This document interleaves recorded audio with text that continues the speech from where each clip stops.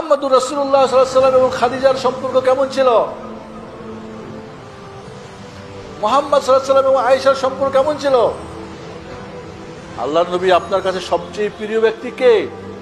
বললেন আয়েশা। বাহ! এখন যদি আমাদের সমাজে বলে আমার বউ আমার সে সবচেয়ে প্রিয়, বাবার রাগ হয়ে যায়, মা রাগ হয়ে যায়, বউ সবচেয়ে প্রিয়। আহাম্মকদের কথা এরকম বলে না সমাজে? 100-র মধ্যে 95 জন বলে। এটা বলতে সাহস পাই না। আমরা বলি অনেক সময় ছাত্রদেরকে বলি যেরকম যদি থাকে অ্যালার্জি তো বলিয়ে টলিও না, আবার ঝামেলা করো না। আমি বোনের চাইতে ওর স্ত্রী পছন্দ, আমার মার চাইতে আমার বাবার চাইতে না, এটাই নিয়ম। আমার স্ত্রী পৃথিবীর সবচেয়ে ভালোবাসার পাত্র। এরপরে সাহাবী বললেন অমিনার রিজাল ইয়া রাসূলুল্লাহ, পুরুষদের মধ্যে কে সবচাইতে? কয় আবুহা, তার বাবা আবু বকর সিদ্দিক। আর আমাদের শ্বশুরের সঙ্গে সবসময় টানা হেঁচড়া, ডিমান্ড নিয়ে, অমুক নিয়ে, তুমুক নিয়ে, ভাগ বাটোয়ারা নিয়ে, এই নিয়ে সেই নিয়ে। আহাম্মক আর কি চান? একটা মেয়ে দিয়েছে লালন পালন করে, আলহামদুলিল্লাহ, চেয়ে বড় নিয়ামত আর কি চান ওর কাছ থেকে? নাশকুর বান্দা। আয়েশা সবচেয়ে প্রিয়তমা আর সবচেয়ে ভালোবাসা মানুষের মধ্যে আমার তার বাবা আবু বকর সিদ্দিক। এমনই হতে হবে যে তার মেয়েকে ভালোবাসেন, তাহলে ওর বাবাটা আপনার জন্য কি করবে করেন তো? আর বাবাকে ভালোবাসলে ওর মেয়েটা আপনার জন্য কি করবেন বলেন তো? বুঝছেন বাবটা? কারণ তাদের দুইজনের সম্পর্ক আল্লাহর সঙ্গে ছিল গভীর, তাই দুজনের সম্পর্ক গভীর। যত আল্লাহর সঙ্গে টানা হেঁচড়া হবে। একজন সালাফে সালিহিন, একজন সাহাবী, নামটা এখন খেয়াল নাই আমার, উনি বলছেন যখন আমি কোনো অপরাধ করতাম দেখতাম আমার স্ত্রী আমার কথা শুনে না। আমার ঘোড়াকে যদি বলি ডানে তো যাই বামে, যদি বলি সোজা তো যাই বাঁকা, যদি বলি আস্তে তো যাই জোরে, যদি বলি জোরে জোরে আস্তে। সুবহানাল্লাহ। বুঝতে পারি আমি আল্লাহর নাফরমান, তাই আমার স্ত্রী কথা শুনে না, আমার ছেলে শুনে না, আমার মেয়ে শুনে না, আমার এমনকি উট ঘোড়াও পশু পাখিও আমার কথা শুনে না।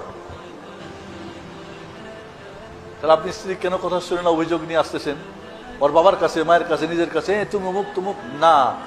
যখনই কোনো সম্পর্ক বুঝবেন, মনে করবেন কোন মহিলা স্ত্রী স্বামী, তাহলে বুঝতে হবে আপনার আল্লাহর সঙ্গে সম্পর্ক সমস্যা। আমরা অনেক সময় হারামে আরাম চাই, পাপ করে শান্তি চাই। এই স্লোগানটা আমি পুরাতন ঢাকায় কয়েকবার দিয়ে গেছি, আবার শোনেন। হারামে আরাম নাই, পাপে শান্তি নাই। বলেন না, একটু বলতে কষ্ট লাগে। হারামে আরাম নাই, পাপে শান্তি নেই। পাপ করবেন আর স্বামী স্ত্রী শান্তি চাইবেন, এই কথা কখনোই কল্পনা করবেন না। হারাম করবেন বিয়ের শুরুতে, মধ্যে, আর আপনার সবকিছুতে। আপনি ফজরের নামাজে আসবেন না পুরুষ বিয়ের পরে, কয় এখন বউ নতুন বিয়ে করছি কেমনে যায় অমুক তুমুক। না, হারামে আরাম নাই, পাবে শান্তি নাই। তাহলে এই পয়েন্টটা কি বুঝে আসছে? আল্লাহর কিছু ফরজ আছে, কিছু ওয়াজিব, কিছু সুন্নত, কিছু হারাম, কিছু মাকরুহ। এই যে বিষয়গুলো জেনে নিতে হবে দুইজনই, এবং দুইজন দুইজনকে স্মরণ করাতে হবে, জানতে হবে। কারণ যে মহান আল্লাহর হাতে আপনাদের দুইজনের সুখ, স্বাচ্ছন্দ্য, ছেলে মেয়ে, পরিবার সুখ, সবকিছু, তার সঙ্গে সম্পর্ক ঘাটতি করবেন না। দুই নম্বরে যেটা জেনে নেওয়া দরকার, স্বামী স্ত্রী একে অপরের অধিকার। কিছু আছে যৌথ অধিকার, কিছু আছে একক। স্বামীর স্ত্রীর প্রতি, স্ত্রীর স্বামীর প্রতি, 3 প্রকার হক হয়ে গেল। কয় প্রকার? যৌথ অধিকার। একে অপরকে ভালোবাসবেন, সম্মান করবেন, পরামর্শ করবেন, একে অপরকে মাফ করবেন, একে অপরের বিপদের কাছে থাকবেন, একে অপরকে গিফট করবেন, একে অপরের পরিবারকে সম্মান করবেন। স্ত্রী স্বামীর পরিবারের, স্ত্রীর পরিবারের মানে অনেক সময় দেখা যায় যে নিজের পরিবারের আসলে মাশাআল্লাহ টেবিলে আর জায়গা হয় না, কিন্তু স্বামীর পরিবারের কেউ আসলে তখন তার মুখটা ভার। কেন?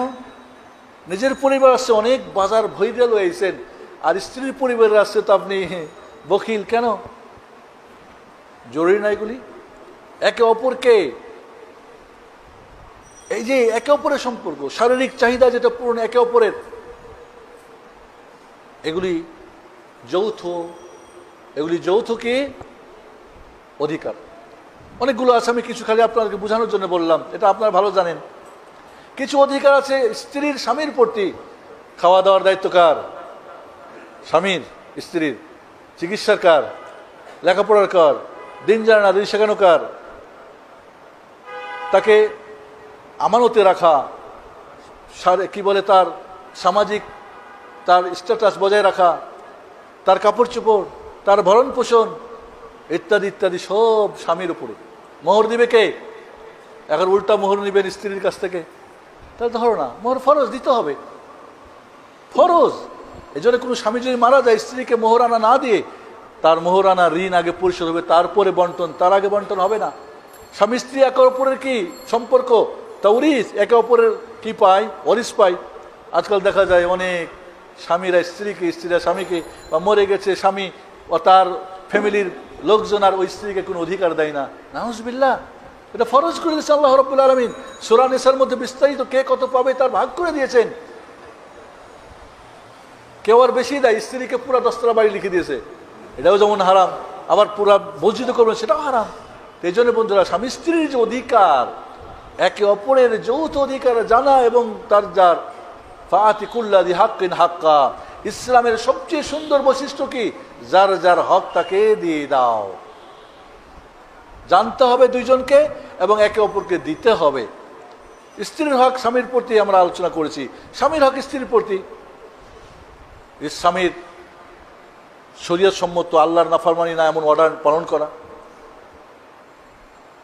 তার ধন সম্পত্তির রক্ষণাবেক্ষণ করা এবং ছেলে মেয়েদের তরবিয়ত দেওয়া। স্ত্রীদের সবচেয়ে বড় যেটা দায়িত্ব, সন্তানদের সুন্দর তরবিয়ত করা, ঘর বাড়ি পরিষ্কার পরিচ্ছন্ন রাখা, পরিপাটি রাখা, স্বামীর পরিবারের লোকজনকে কি করা, মেহমানদারি করা। স্ত্রীর প্রতি স্বামীর হক, তাকে কোনো অর্ডার করলে সে অর্ডার পালন করা, নিষেধ করলে সেই নিষেধ মান্য, সেই লঙ্ঘন না করা, যেখানে যেতে বাড়িতে থেকে বের হওয়ার আগে অনুমতি নেওয়া, স্বামীর জন্য সাজগোজ করা। স্ত্রী সাজগোজ করবে আর স্বামী করবে না তা না।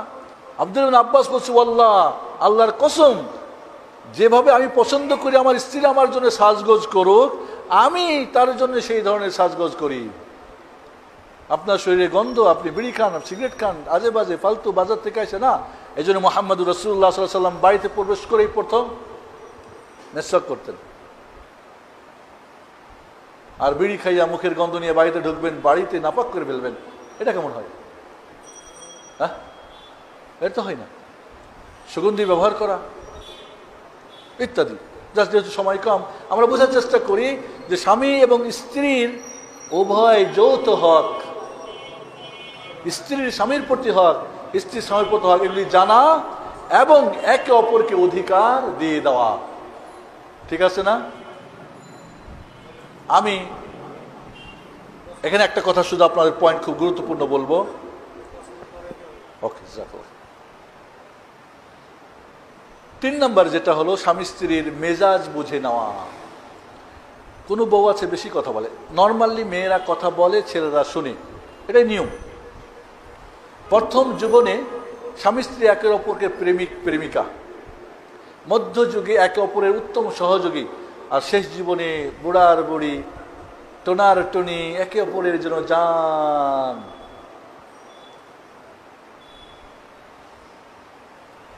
এক ছেলের বিয়ের কথা হয়েছে, এক মেয়ের সঙ্গে এঙ্গেজমেন্ট হয়েছে। তো মেয়ের বোন ওই হবু ভাবিরে বলছে, ভাই জান। কয় এখন আর জান বলা যাবে না। কয় কি বলো? বলে শুধু ভাইয়া বলবা।